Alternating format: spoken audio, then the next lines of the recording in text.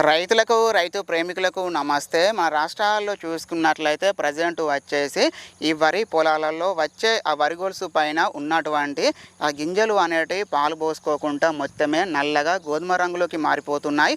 మరి ఇలా ఎందుకు అవుతున్నాయి? వీటి యొక్క ఈ నివారణ కోసం మనం ఎలాంటి యాజమాన్య పద్ధతులు పాటించాలి, అలాగే మనం ఎలాంటి మందులు ఎంత మోతాదులో స్ప్రే చేసుకోవాలి అనేది మొత్తం కూడా మనం ఈ వీడియోలో ఇప్పుడు మనం చూడబోతూ ఉన్నాము. చాలా వరకు రైతన్నలు వీడియోస్ని చూస్తున్నారు కానీ లైక్ మాత్రం చేయడం లేదు. మీరు కనుక వీడియోని లైక్ చేసినట్లయితే తోటి రైతులకు సజెషన్లోకి వెళుతుంది. ముఖ్యంగా మనం చూసుకున్నట్లయితే ఈ సంవత్సరం వచ్చేసి మన రాష్ట్రాల్లో ఈ వర్షాలు అనేటివి ఎక్కువగా కురుస్తున్నాయి. అంతేకాదండి ఉష్ణోగ్రతలు అనేటివి హెచ్చుతగ్గులుగా ఉంటున్నాయి. అలాగే ఈ గాలిలో చూసుకున్నట్లయితే తేమ కావచ్చు, ఈ మంచు అనేటివి ఎక్కువగా ఉంటున్నాయి.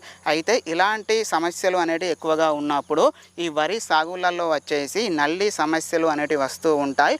ఈ వరి సాగులలో ఈ నల్లి సమస్యలు కనుక ఉన్నట్లయితే ఆ గొలుసు యొక్క గింజలు అనేటివి మొత్తం కూడా పాలు పోసుకోకుండా నల్లగా మారిపోతూ ఉంటాయి. దీన్నే వచ్చేసి నల్లి కంకి లేదా కంకి నల్లి అని పిలుస్తూ ఉంటారు. అంటే ఒక్కొక్క ఏరియాలో ఒక్కొక్క విధంగా పిలుస్తూ ఉంటారు.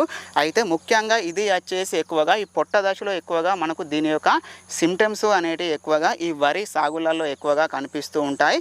అయితే ఈ నల్లి వచ్చేసి ప్రధాన ఆకు అంటే ఈ పోటాకు ఉంటుంది కదా, దాన్ని ఆసరగా చేసుకొని అక్కడ వచ్చేసి అది జీవిస్తూ ఉంటుంది. అంటే అక్కడ వచ్చేసి ఈ గుడ్లు లేదా ఈ లార్వని అది అక్కడ డెవలప్మెంట్ చేసుకోవడం జరుగుతుంది.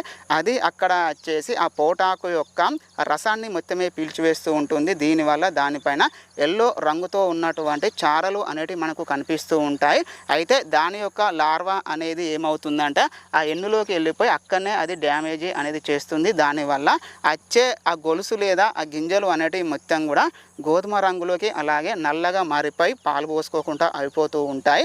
అయితే దీని యొక్క నివారణ కనుక మనం చూసుకున్నట్లయితే మనకు వచ్చేసి మార్కెట్లో మంచి మంచి మందులు అనేటివి ఉన్నాయి. అవి కనుక మనం చూసుకున్నట్లయితే హిండోఫిల్ వాళ్ళే చీస్మేట్ అండి. దీన్ని వచ్చేసి మనం ఒక ఎకరానికి ఒక 500 ml చొప్పున మనము స్ప్రే చేసుకోవాల్సి ఉంటుంది.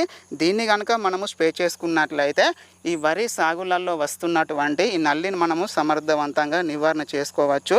ఇందులో వచ్చేసి ప్రోపర్గైట్ 42% మరియు ఎక్స్తియా జాక్స్ 2% ఈసీ అనే టెక్నికల్ అనేది ఇందులో ఉంటుంది.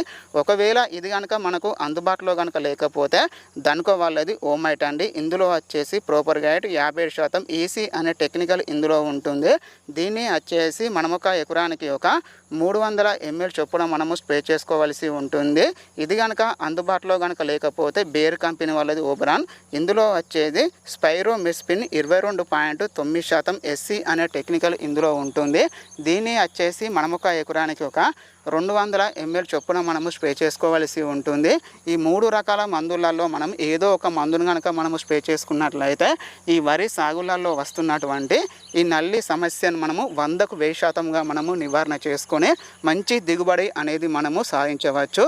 అయితే ఈ వరి సాగులలో ఈ నల్లి వల్ల 20 నుండి 45% వరకు ఈ దిగుబడి అనేది గణనీయంగా తగ్గిపోయే అవకాశాలు అనేటివి ఉంటాయి. కాబట్టి అయితే ఇక్కడ వచ్చేసి దీని యొక్క సిమ్టమ్స్ అనేటివి మనకు ఈ వరి గొలుసు బయటికి వచ్చాక కనిపిస్తూ ఉంటాయి. కాబట్టి మనము వచ్చేసి ఇక్కడ ఈ ముందు జాగ్రత్తగా మనం వీటిని స్ప్రే చేసుకున్నట్లయితే మనకు మంచి ఫలితాలు వచ్చే అవకాశాలు అనేటివి చాలా ఎక్కువగా ఉంటాయి.